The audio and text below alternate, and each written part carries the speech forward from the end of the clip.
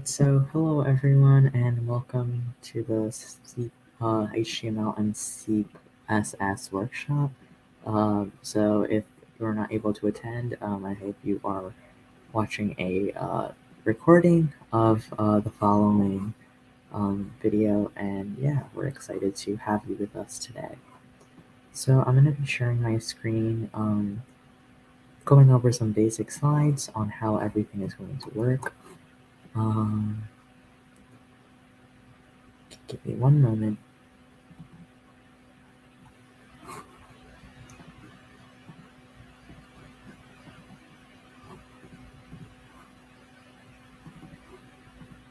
Alright, so I'm going to start with the history of the web. So the web really started in 1960 and it evolved over time, and this is what we've come to become. We have smartphones, Facebook, and a lot of stuff that we use nowadays. So let's move on. There's different types of browsers that we use. The main one is Chrome. We also have Microsoft Edge now, which is not on here. So there's a bunch of web pages that we could use. It could be like a Word document online. It could be an Apple Store page, and this is what HTML and CSS, as long as JavaScript, work together to create. Let's move on. So there's a lot of different components to web programming. JavaScript, HTML, and CSS are one of the biggest parts, but there's also PHP, which is the language that websites use, SQL, and a lot of other stuff that are used for database storage and dynamic web programming. So we're just going to go over the basics of HTML, CSS, and JavaScript. So I'm going to switch my tab over here to a code editor, and you can use any code editor of your choice. I'm going to be using W3 Schools, but Replit is also a really good source to build and test stuff.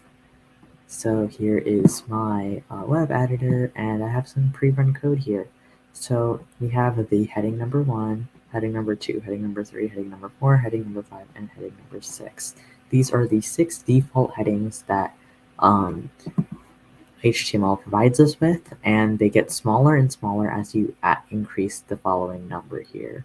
So I'm going to change a couple of this code. So I'm going to be like, I love coding, and so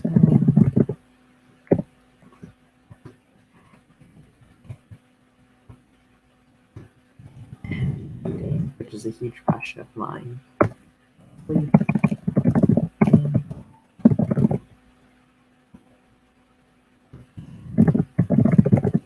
And talking and having.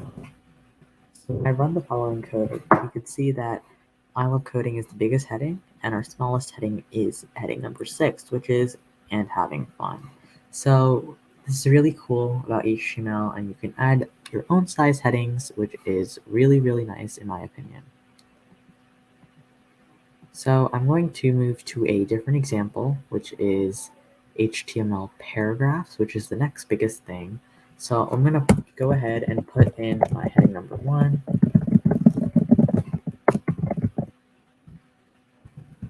So one really important thing about HTML is that you need to learn about the overall framework. You have the doc type, HTML is the first declaration that you have to make, and then you have HTML body and backslash body and backslash HTML. This is the basic structure of how an HTML document works, and all of this is necessary in order to ensure that you have a working set of code. So oftentimes you might also see a heading here, which can be used to link CSS files, which you'll see later on in this presentation. So if I run the following code, you'll see that this is a heading, which you could use for like the general topic of how everything is going to look. And then you can have a paragraph, which is going to talk about the different types of like content or like a more descriptive view of the topic. I'm going to move on to my next code example here, which is hyperlinks. So if you want to link your website to a different link, you could use a hyperlink. And for example, this could be www.nasa.org, and this link will then take you to NASA. Unfortunately, I don't think this code editor is allowing me to do that. But if oh, sorry, it's nasa.gov. So I can change that right over here, nasa.gov. And although this won't work on a regular code editor, it'll let you come to the official NASA page. So I'm gonna run it back. So the format for this is little caret less than sign a and then href with your link in quotes. You close the close the bracket with a greater than sign, and you type in what text you want to appear. So if I change this to, this is NASA's website \a, because you always need to remember in HTML, whatever you use a command, you always have to close it, and you close it using the same command with a \. So I could change it, and this was NASA's website. So you can see a good example of a hyperlink, and it'll take you to the official NASA webpage, and you could use this for sources. Like if you use different sources in your project, you could always add a hyperlink so the user can go explore that site for themselves to ensure no plagiarism and stuff like that. Next, we're going to go to images. So here is a image that W3 schools presented themselves. So you have your headings and your text over here. And then you have an image src, which could be like the name of your image or the file that you're going to upload to your code editor, or like using Visual Studio Code. The alt in the image src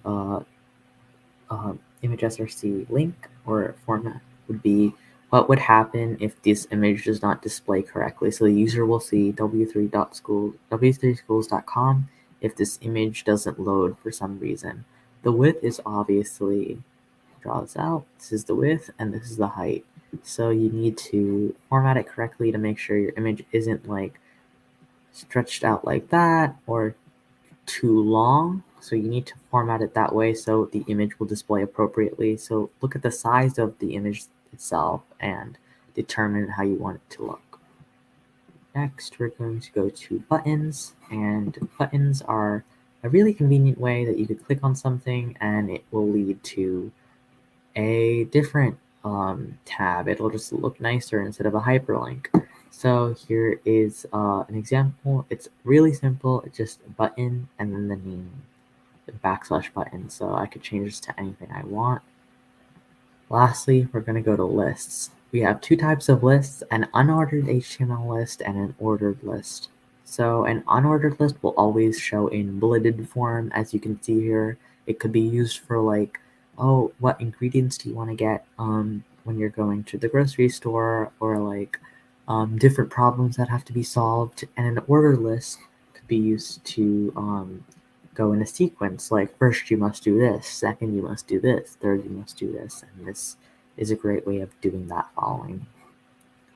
Unordered lists are demonstrated through the UL and \UL, and an ordered HTML list is done through the ordered list OL and \OL.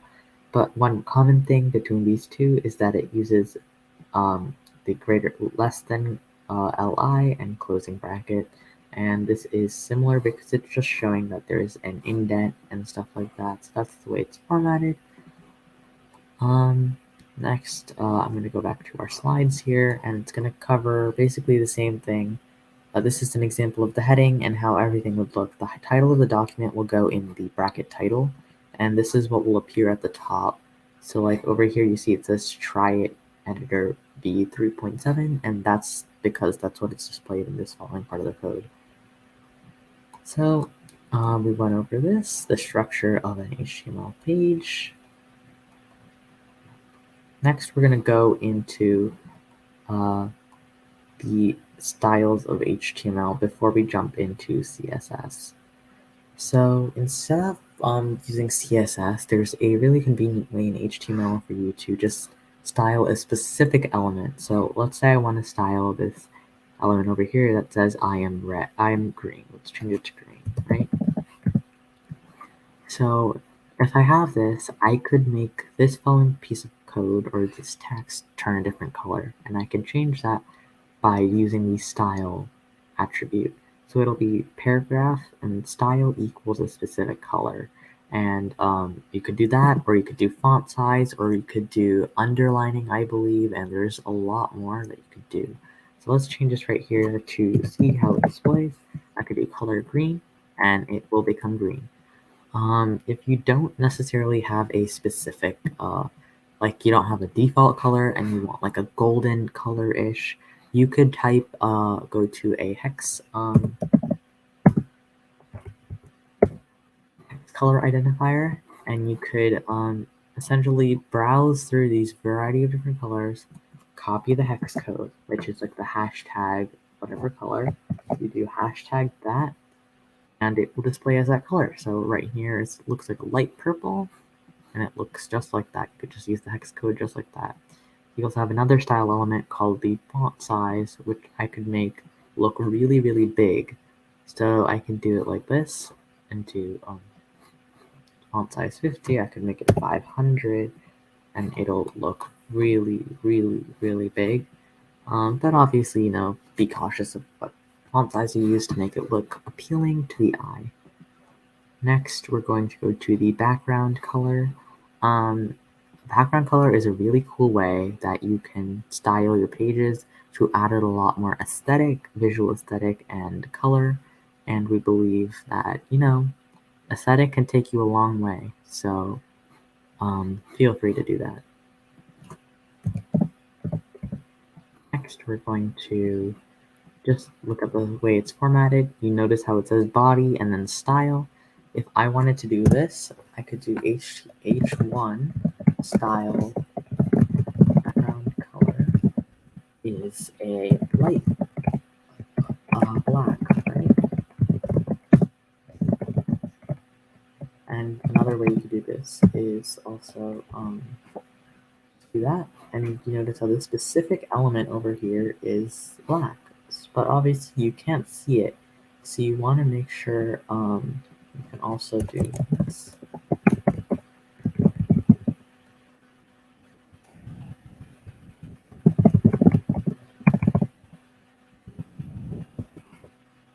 Now, will the following code work? No, because you forgot to put the style element over here. This is the inconvenience for this type of, oh, I forgot, you can only do one element here, so this is the difficulties with this, and that's why people normally don't use the style element when they're trying to color a specific thing. But if you want just a specific heading to be a certain color, this is how you would do it. I'm going to move on here to text alignment, which is basically how you want your text to be located on the specific thing. This can help in responsiveness and stuff like that, and overall aesthetic as well. So you could do text align center, text align left, which will move it to the left, and text align right. And I do believe justify is an option, and that's how it'll be justified. So if I let's just test this out over here. Copy this, and you can see how the justified looks in action. So you see how everything is justified to the center, to fit the overall screen, which looks kind of questionable. So we can center it all to the right, the center, all in the center, and to the left. This is an overall design of how you can, different ways you can design your project. And obviously you can do that for any type of paragraph, heading, and stuff like that. And there's all of these different elements, so feel free to go into W3 Schools and click on the Examples tab to learn more about it. Next, we're going to go back here, and we're going to learn more about CSS now. So in your CSS tab, I'm going to open it up right here, and go to